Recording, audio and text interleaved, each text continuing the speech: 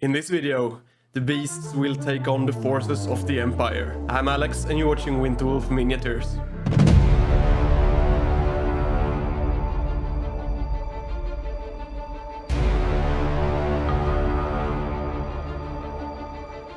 Hello and welcome back to another 9th Age battle report.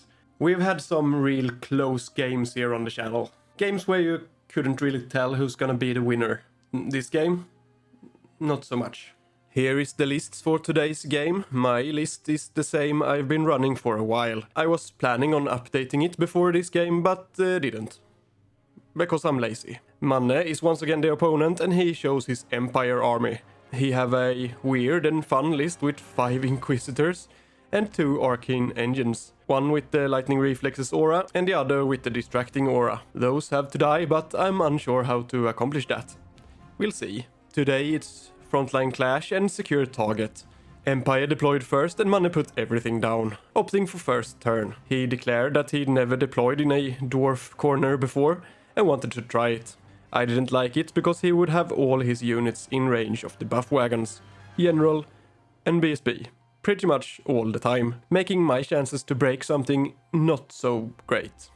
His battle standard and general are both with the great swords unit, and all of the Inquisitors are with the swordsmen. I deployed like this and hoped for the best. Gary and my Cyclops is hiding behind the house, fearing his artillery. He scouted his huntsmen here to block potential ambushers. And then it's Empire's turn 1. He shouts his orders and moves up ever so slightly. Ice and Fire is cast on the raiders. 3 dice and the rest run for their lives. Then the shooting begin. The militia shoots at the dogs, killing 1. The rocket battery shoots my sorcerer, making 1 wound. The giant with the minigun shoots at the wild horns, but only kill 1. Beasts turn 1. I ambush the rest of my army. Some raiders here at the left flank. A block of wild horns in the field previously occupied by the other units of raiders. And the rest in the middle of his forces, at the top right. I move up Gary and get the Cyclops in firing position. I buff the Longhorns with Gnarled Hide, but sadly don't get anything else. In the shooting phase, the Raiders kills a couple of militias. The Cyclops misses, and the Wildhorns up top makes a wound on the closest buff wagon, and the Centaurs kills a couple of crossbowmen. All in all, pretty uneventful. Empire turn 2. Manne is mad at himself for letting me ambush behind him. He said he planned to let the now wounded buff wagon stay back where it was to block, but he somehow forgot that and moved it with the rest of the army as they advanced. Well, there is now a new threat and his entire army turns around to face it. The spearmen do not charge the Longhorns. He buffs the spearmen with stars align and make ready to fire. The mortar can't see anything, but the crossbowman erases the centaurs. The giant almost erases the wildhorns up top, killing 9 of them. Beasts turn 2. The longhorn charges the spearmen. The conditions is far from great, but I have no choice now. Gary charges the crossbowman together with the briar beast. And another briar beast shows up to be in the way for the great swords. This is how good I can make it, and a lot will depend on his break test with the spearmen, if I even win the fight, that is. Gary is successfully lowering the discipline of both the general and the spearmen themselves, so that's in my favor. He will of course be steadfast because I simply don't have enough attacks to change that. The rest of the army moves up to support. I get break the spirit off on the great swords, but nothing else, which is bad.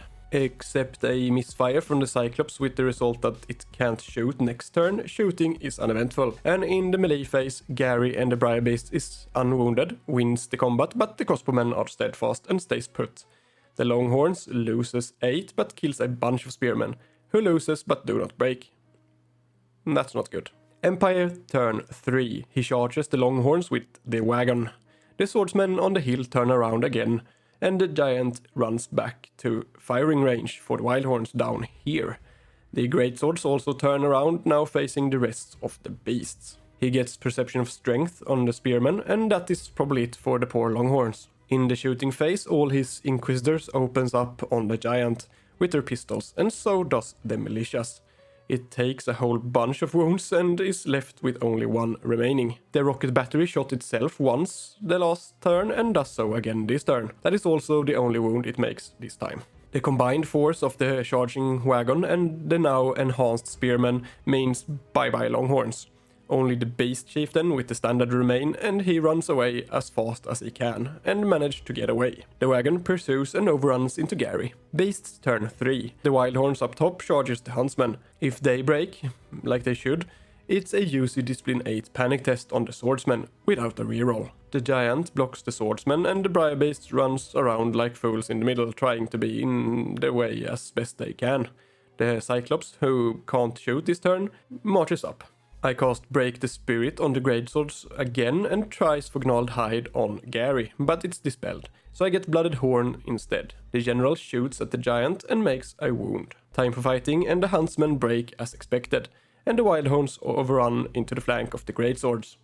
But the swordsmen on the hill pass their panic test. Gary is beaten up quite badly and runs away, and the wagon overruns into the chieftain.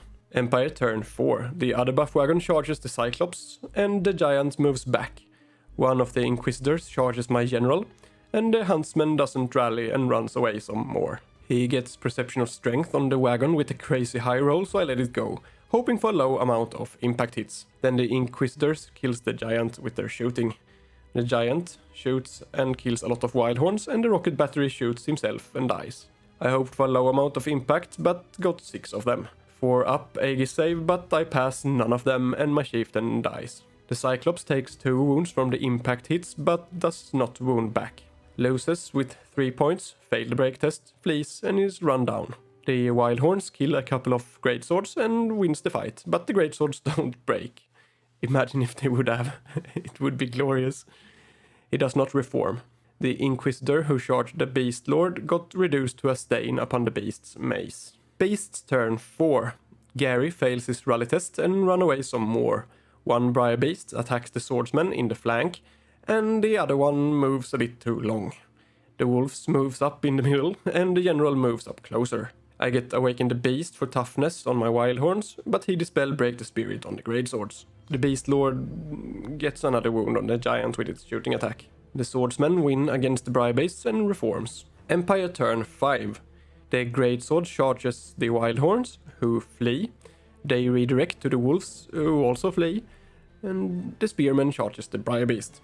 The huntsman doesn't rally, and the chariot moves up to support. He casts Ice and Fire on my sorcerer, killing it. And the giant shoots at my general, making 2 wounds. The Briar Beast on the hill is destroyed, but the other one makes it. Beasts turn 5. The raiders charge the swordsmen in the rear to hold them down. The Beast Lord charges the giant, who flees. At this point, it's pretty clear that I have lost this battle, so I'm planning to go out swinging. The Beast Lord redirects into the enemy general, and the Wildhorns charge as well. The Beast Lord makes it, but the Wildhorns do not. 7 of them are also lost in the ruins with this beautiful Dangerous Terrain roll. The wolves rally, but Gary and the Wildhorns do not. No magic and no shooting, so straight to fighting we go. The swordsmen win against the raiders and reform. The spearmen destroy the Briar Beast, and without the support of the Wildhorns, the Beast Lord are forced to make the Greatsword champion to pudding. Empire turn 6. Both wagons ram the Beast Lord in the flank, and the giant rallies. He buffs his troop with various spells. Doesn't really matter at this point. The Inquisitors makes quick work of the raiders before he tries his best to slay my general. He does not do a single wound on him, but being distracting, the Beast Lord don't do much back either. He loses and flees. And like everything else in this game, seems to be, he's run down by the chariots. One of which also overruns into my Wildhorns. The wolves want to help and charges the chariot in the flank, but one is killed in the ruins and they flee instead. Thankfully, the Wildhorns and Gary thought it was time to stop running and rally. The Wildhorns loses against the wagon and rolls an 8 on their break test and flees 3 inches, and is of course also run down by the chariot. And that's the end of this game or genocide or whatever it was. The Empire also claimed the secondary, and we didn't bother to count the score. I'm pretty sure it's 20 against 0 for the Empire. Feel free to count it yourself if you want to, and post the results in the comments. This game did not go so well. I did many mistakes and a couple of bad choices. If you want to discuss this one or another game, the what ifs and what I did wrong and what I could have done differently, or just talk about whatever miniature related, you should consider supporting me on Patreon. As a patron, you get access to my private Discord server, where we can discuss lists, tactics, games, share pictures of working projects, and whatever else we want. You also get access to my Patreon page, where I post hobby updates, plans, VIP pictures, and exclusive behind-the-scenes videos. It supports the channel, costs barely nothing, and is the right thing to do. See you there. Hopefully. Make sure to hit like and subscribe to my channel if you haven't already. And I'll see you soon.